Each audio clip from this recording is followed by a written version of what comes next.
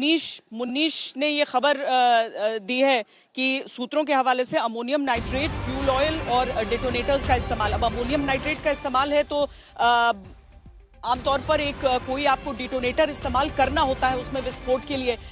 अभी हालांकि जो आधिकारिक रिपोर्ट है, जो पूरी जांच चल रही है, उसका इंतजार है। लेकिन मुनीश, ये बड़ी जानकारी इससे जुड़ी हुई। जी बिल्कुल श्वेता, जैसी संभावनाएं जताई जा रही थी अमोनियम नाइट्रेट का तो मिलना था ही, लेकिन साथ में जो फ्यूल ऑयल इस्तेमाल किया गया है, क्योंकि अमोनियम नाइट्रेट जब तक फ्यूल ऑयल के साथ मिलेगा नहीं तब तक वो एक्सप्लोजिव के रूप में तैयार नहीं होता, एक कॉकटेल बनता है।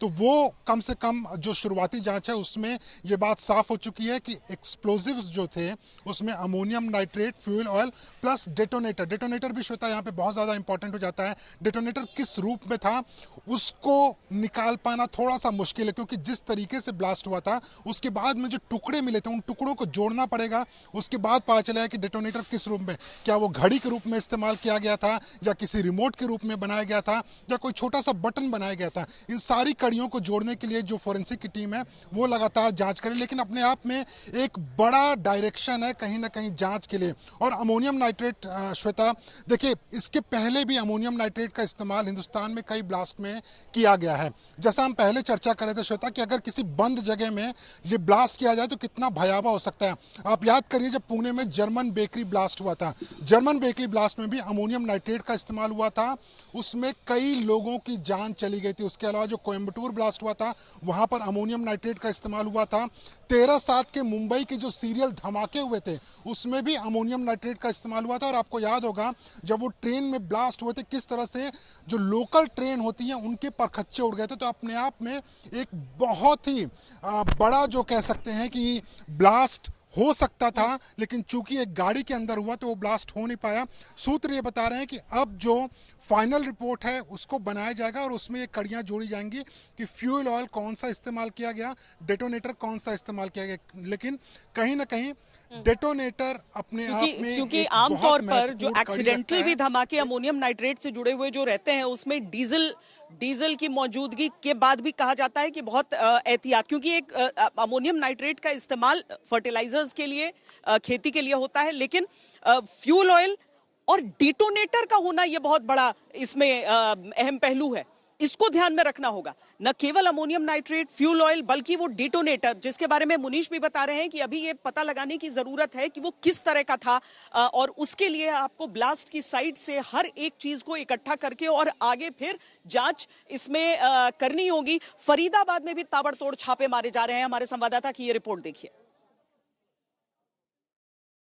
फरीदाबाद की अल-फलाह यूनिवर्सिटी से डॉक्टर मुजम्मिल की गिरफ्तारी के बाद और शाम होते होते दिल्ली में हुए ब्लास्ट के बाद अब फरीदाबाद पुलिस सर्च ऑपरेशन चला रही है। दरअसल ये सर्च ऑपरेशन चल रहे हैं फरीदाबाद के गांव धौज में, फरीदाबाद के गांव फतेहपुर तगा में और इसके साथ ही अल-फलाह यूनिवर्सिटी में भी।